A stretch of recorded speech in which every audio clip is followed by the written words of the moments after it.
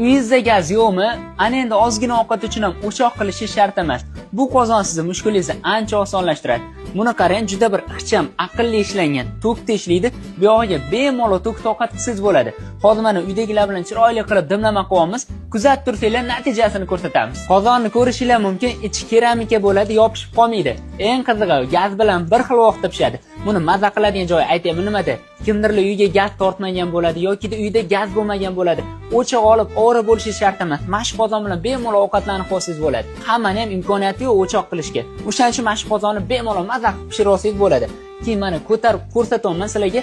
3 qavat material bo'ladi, to'k urmaydi, issiq o'tmaydi. Ko'rishinglar mumkin, ovqat qovurilib turibdi, tugmachasi bo'ladi. Mana tez varianti bo'ladi. Bu o'chirasiz, bu yoqqa sekinlashtirsangiz bo'ladi. Mana qaynab qovurilib turibdi. Xo'p, o'ta xavfsiz ishlangan. Yosh kattalar uchun ham juda qulay-da bu. O'tirib olib bemalol qilsanglar bo'ladi. Agar domda turadigan bo'lsangiz, gaz o'chib qolsa, bitta olib qo'ying, kerak yo'q qoladi. Mana ovqatimiz ham pishdi.